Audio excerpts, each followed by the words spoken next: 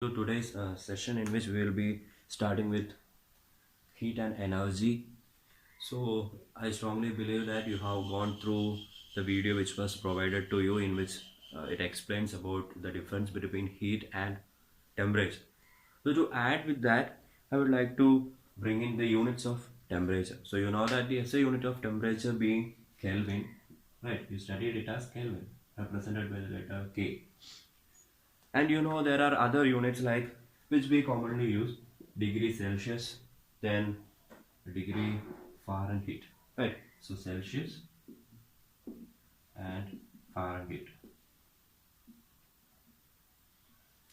So again, I would like to explain about how one unit in degree Celsius it can be converted to Kelvin or from degree Celsius to Fahrenheit. Okay, so if a degree it is given in degree Celsius, a temperature if it is given in degree Celsius, that is 27 degrees Celsius here, it can be converted to Kelvin. So if you want to convert degree Celsius to Kelvin, okay, degree Celsius to Kelvin, then with your degree Celsius add 273. So that will give your answer in Kelvin.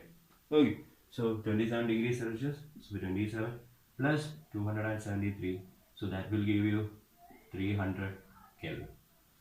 Similarly, if it is given in Kelvin, if you want to convert to degrees Celsius, what you have to do again? You just subtract 300 minus 273, that will give you 27 degree Celsius. And in converting from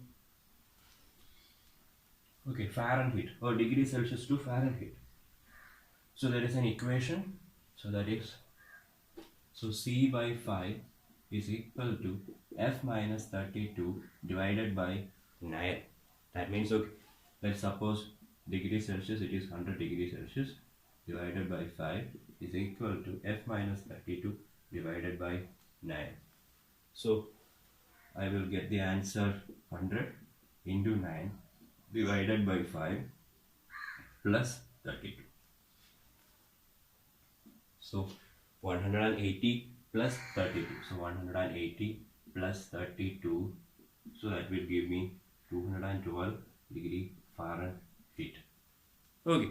So if you know one, you can convert from one to the other. So remember, C by 5 is equal to F minus 32 divided by 9.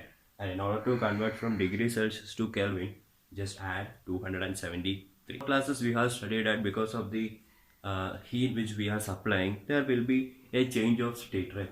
So if you are supplying a particular amount of heat energy to ice block, you know that it will start melting and finally it gets converted to water. So in such a way, when heat is provided to a substance, okay, it can be solid, liquid or gas, you know, it undergoes a change in its dimension.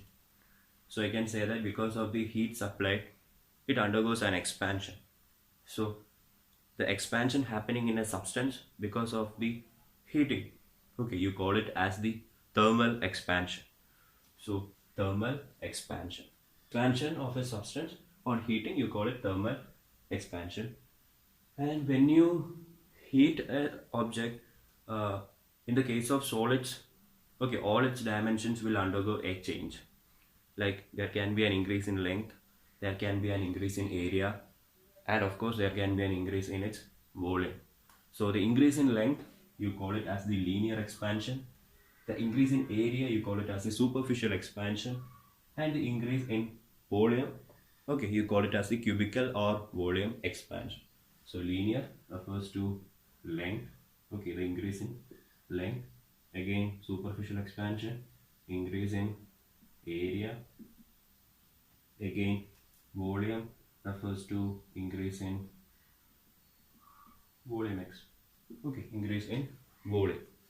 So once again, linear length, superficial area and cubical increase in volume. And you know that out of your three states of matter, the solid, it do have a definite size and shape. Because of that property, you can find all these three type of expansion in solids, but not in your liquids and gases. Again, liquids and gases, they do not have any definite shape. But what they possess, okay, the type of expansion that they possess is just only cubical or volume expansion. So when I say expansion, I'm actually referring to, okay, the increase, okay, or any change happening with its dimension. So that is the idea about your thermal expansion. Again, just to add up with this, okay, all the substances, okay, most of the substances they undergo expansion when heated. So you know that if you are heating a substance, it expands, and if you are cooling it, it contracts, right? But there are certain substances under certain temperature, they just undergo some changes. Like instead of getting it expanded on heating, they get contracted. Okay, and when it is cooled, they expand. Hope you are getting what I'm trying to say, right? So something is not normal. Okay, so a set of category, let's say a set of category, it is going with, okay, on heating it expands, but again there are very few substances which expands on cooling. So there is something called anomalous expansion. So when I say anomalous expansion, so anomalous means an abnormal behavior. Okay, something different, anomalous. Okay, something different from the others. So all those things you can take it as a meaning of the word anomalous. So let's see what is this anomalous expansion now. So anomalous expansion, I'm taking example as water. So think that there is initially water at 10 degrees Celsius. So you are cooling the water. So from 10 degrees Celsius, you are decreasing its temperature to 6 degrees Celsius and then to 4 degrees Celsius. So from what we studied, okay, if you are heating a substance, that is, if you are heating from 6 to 10, it expands. That means its volume increases. But on cooling, what happens? It contracts, right? Contracts. That means the volume is getting reduced. So from 10 to 6, the volume is getting decreased. Again from 6 to 4, the volume is also getting decreased. But if you are cooling further, okay, below 4 degrees Celsius. So if you cool below 4 degrees Celsius further, it is observed that the water, it undergoes expansion. Okay, the water, it undergoes expansion. And you call this as the anomalous expansion. So actually, if you are cooling the water from 4 to 0 degrees Celsius, it should have contracted. That means there should be a reduction in its volume. But instead, it is expanding, which is a phenomenon which should happen when you are increasing the heat, okay, and not cooling. So you call this as the anomalous behavior. And they call anomalous expansion as the expansion happening to the water from 4 to 0 degrees Celsius when it is cooled. So again, if there is an increase in volume from 4 degree to 0 degrees Celsius, it means that, okay, there something is happening with density. So you know density, it is given by the equation mass by volume. So if I take the case, okay, V1, V2, V3 and V4. Again the consequence is that if the volume is more, okay, if the volume is more, the density will be lesser, and if volume is smaller, the density will be larger. So can you see me where the volume will be minimum? Okay, so from V1 to V2, that is from 10 degrees Celsius to 6 degrees Celsius, it is undergoing contraction. That means V2 is having a lesser volume. And from 6 degree to 4 degrees Celsius also it is getting contracted.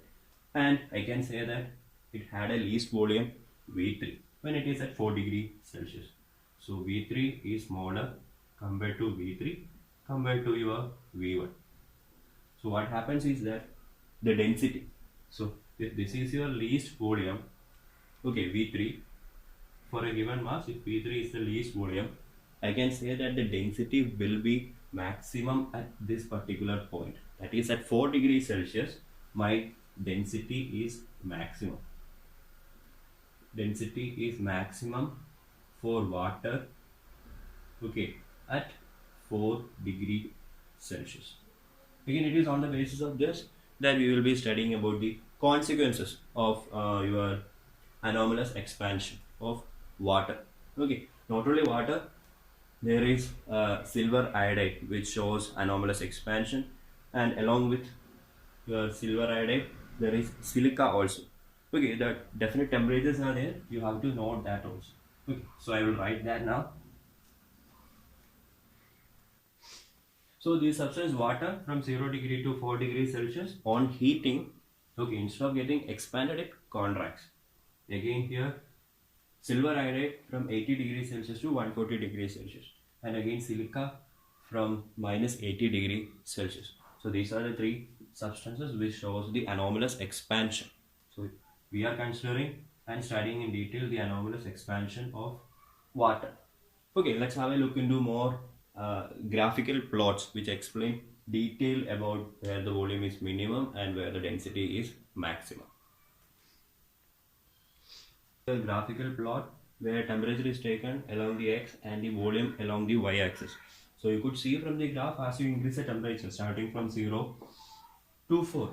So you could see that at 0 degrees Celsius the volume is higher. Coming to 2 degrees Celsius the volume is getting decreased, and at 4 degrees Celsius as per the graph you are having, or as per the anomalous expansion of water, the volume should be minimum, and we are able to get a minimum volume equal to 1 centimeter cube here, right? So again that is your anomalous expansion happened from 0 to 4. Instead of getting it expanded, instead of water getting expanded because of the heat provided, it is getting contracted. That's why the volume is getting decreased and it is minimum at 4 degrees Celsius.